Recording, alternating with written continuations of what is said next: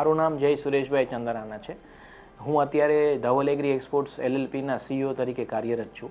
હું આ કંપની સાથે 2005થી જોડાયેલો છું. મારી સ્કૂલિંગ કમ્પ્લીટ કરીને મેં આ સંસ્થા જોઈન કરેલી છે અને હાફ ડે હું કોલેજ કરતો ને હાફ ડે મેં ઓફિસ કરેલી છે. અને મારા અંડરમાં જે અમારો 2007માં જે પ્લાન બન્યો એ ડિઝાઇન અને ઇમ્પ્લિમેન્ટ થયો છે અને ત્યારથી હું આ જે ગ્રોથની સ્ટોરી છે એની સાથે જોડાયેલો છું. મારું નામ ધવલ ચંદાના છે. હું એઝ એન ઇન્ટરનેશનલ સેલ્સ હેડ કામ કરું છું.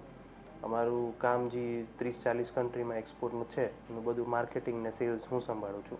મારા ફાધરે આ બિઝનેસ 1981માં શરૂ કરેલો છે. He was a first generation entrepreneur. એમને સ્ક્રેચથી આ બિઝનેસ ચાલુ કરેલો છે અને એ રાજકોટ માર્કેટયાર્ડ સાથે લગભગ 40 વર્ષોથી સંકળાયેલા છે.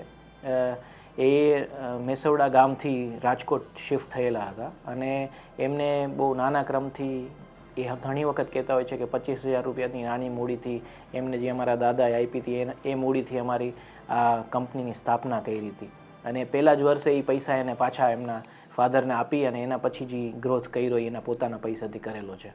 જે ધંધો હતો એ લોકલ માર્કેટ માટે જ હતો. પછી 99માં ધવલ એગ્રી એક્સપોર્ટ્સની સ્થાપના થઈ અને અમે લોકો તલ તરફ વળ્યા.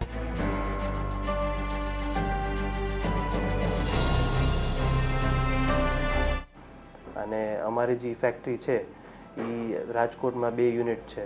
4 એકર ને 2 એકર સામેની ફેક્ટરી અને એક ઊંઝામાં યુનિટ છે એનો બી 2 એકર છે. 1999માં જે ધંધાની અમે સ્થાપના કરી.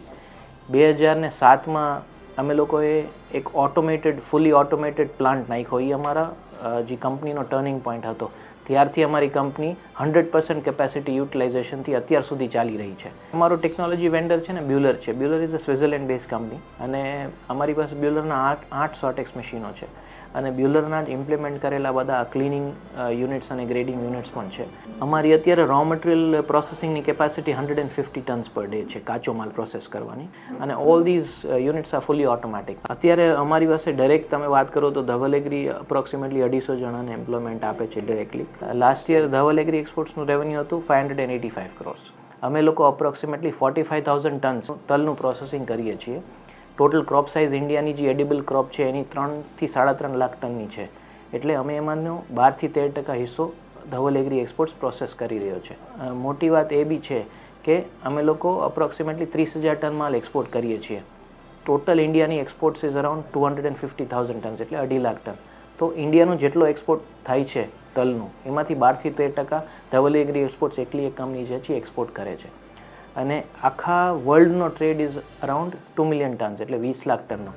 એટલે અપ્રોક્સિમેટલી 2.5% ઓફ ધ વર્લ્ડ ટ્રેડનું પ્રોસેસિંગ આપણે એકલા કરી રહ્યા છીએ. એટલે તલમાં અમારું સારું કામ છે અને અમે અપ્રોક્સિમેટલી 40 દેશોમાં આ તલના એક્સપોર્ટ કરીએ છીએ. કેમ કે આફ્રિકા છે તો મોટું પ્રોડ્યુસર છે. ચાઇના છે તો તલ વર્લ્ડના 50% તલ ખાલી ચાઇના ખાય છે. તો ચાઇનામાં ઇસ્યુ આવ્યો તરત અફેક્ટ થાય. રશિયા બહુ મોટું ઇમ્પોર્ટર છે. યુરોપ બહુ મોટું ઇમ્પોર્ટર છે. ઇઝરાયલ તલનું તાહીની હલવો બહુ બનાવે છે. તલ અમારું મેઇન પ્રોડક્ટ છે અને we are also doing spices. જે આપણે તલની પછી જીરું છે, ધાણા છે, મેથી છે, સુવા છે, અજમો છે, કલોંજી છે, આ બધી આઇટમ્સનું બી અમે એક્સપોર્ટ કરીએ છીએ.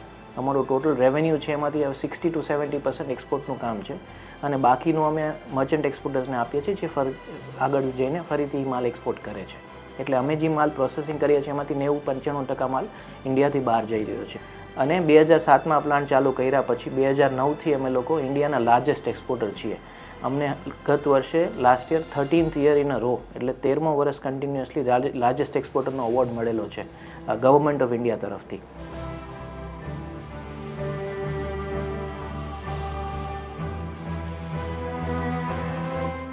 અમારી ફેક્ટરીની વાત કરું તો we are BRC grade A certified company.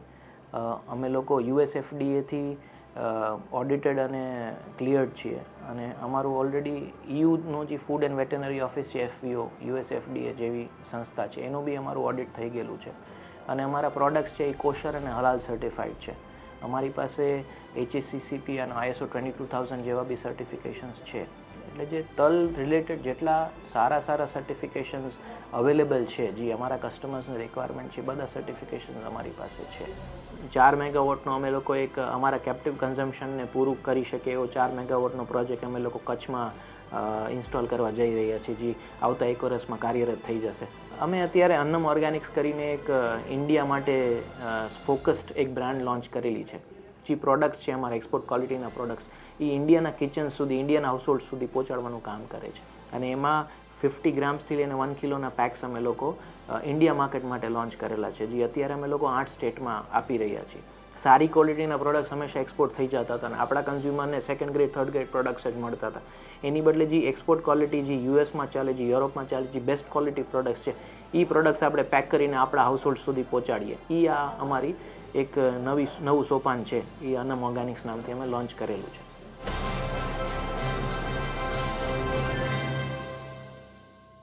2012થી અમારી જે સપ્લાય ચેન છે એને ડાયવર્સિફાઈ કર્યું છે. એટલે અમે લોકો લગભગ દુનિયાના 8 કે 9 દેશોથી ઇમ્પોર્ટ બી કરી શકીએ છીએ અત્યારે. એટલે અમે જ્યારે ઇન્ડિયામાં કોઈ ક્રોપનો પ્રોબ્લેમ છે કે ઇન્ડિયામાં ક્વોલિટી કે ક્વોન્ટિટીની શોર્ટેજ છે તો અમે માલ ઇમ્પોર્ટ કરીએ છીએ જે તે કન્ટ્રીએથી, પ્રોસેસ કરીને ફરીથી અમારા કસ્ટમર્સને એક્સપોર્ટ કરીએ છીએ. હું પર્સનલી ડિરેક્ટર છું IOPEPC, જે અમારી Indian oil season produce export promotion council છે, જે મિનિસ્ટ્રી ઓફ કોમર્સની હેઠળ કામ કરે છે. એટલે હું કાઉન્સિલમાં સેસમ સીડ પેનલ હેડ કરું છું. એટલે અમે એટલા ઘણા બધા ઇનિશિયેટિવ્સ લીધેલા છે કે જેનાથી ફાર્મરને કેવી રીતે ખેતી કરવી, કયો સીડ ઉપયોગ કરવો, ગુડ એગ્રીકલ્ચર પ્રેક્ટિસીસ કેવી રીતે પોતાના પ્રોસેસમાં લઈ આવી, એનું અમે પ્રમોશન કરીએ છીએ. અને એ જ વસ્તુ નોડલ અમે રાજકોટ માર્કેટ યાર્ડમાં પપ્પા આટલા વર્ષથી એસોસિએટેડ છે, તો અમે ફાર્મર્સ માટે અમે લોકોએ મેળા, હર વર્ષે અમે મેળા, ફાર્મર્સ મેળાનું આયોજન કરાવીએ છીએ રાજકોટમાં, જે આપણા સૌરાષ્ટ્રના ખેડૂતો એનો લાભ લે. તમને એવું કહું તો સૌથી મોટી વસ્તુ અમારે જે મારા ફાધરે મને શીખવાડી છે ને અમારા આખા જે ઓર્ગેનાઇઝેશનમાં ઇન્ગ્રેન્ડ છે, આપણે કહી શકાય કે ક્વોલિટી છે, કે ભાઈ ક્વોલિટીને એક વસ્તુ તમે પકડી રાખો તો તમને ક્વોન્ટિટીની ક્યારેય ચિંતા નથી કરવી પડતી. તમે એક ક્વોલિટીને પકડી રાખો ને બાયરોને શું જોઈએ છે એ તમે એક સમજ કેળવી લ્યો એટલે તમને કોઈ દિવસ તમે પાછા ન પડો. એટલે ક્વોલિટી ઇઝ વેરી ઇમ્પોર્ટન્ટ અને ક્યારેય ક્વોલિટીની આપણે જે શાખ છે એ છોડવી નહીં તો તમારું ઓર્ગેનાઇઝેશન આગળ પ્રગતિ કર્યા જ રાખે. સૌરાષ્ટ્ર એઝ અ સેન્ટર અને Rajkot particularly as a centre ઘણું ગ્રો થઈ રહ્યું છે અને આપણે ત્યાં ઘણા બધા ઇન્ડસ્ટ્રીયલિસ્ટ છે જે નવા પ્રોડક્ટ્સ લઈને આવી રહ્યા છે. તો આપણા યુથ માટે એક બહુ મોટી ઓપોર્ચ્યુનિટી છે અને આપણા ઇન્ડસ્ટ્રીયલિસ્ટ માટે બી એક બહુ મોટી ઓપોર્ચ્યુનિટી છે કે આપણે હજી આને નેક્સ્ટ સ્ટેપ તરફ રહી જાય. આપણે ઇન્ડિયામાં બીજા ઘણા બધા સ્ટેટ્સથી આપણું ગુજરાત સ્ટેટ ખૂબ આગળ છે ઇન્ફ્રાસ્ટ્રક્ચરમાં. તો મારી એવી ઇન્ડસ્ટ્રીને સૂચન છે, સજેશન છે કે આ ઇન્ફ્રાસ્ટ્રક્ચરનો આ જે આપણી પાસે સરસ વ્યવસ્થા છે એનો આપણે લાભ લઈને વધારેમાં વધારે એમ્પ્લોયમેન્ટ અને વધારેમાં વધારે એક્સપોર્ટ ને આગળ વધારી શકીએ એ આપણી ફરજ છે, એ આપણે કરવું જોઈએ.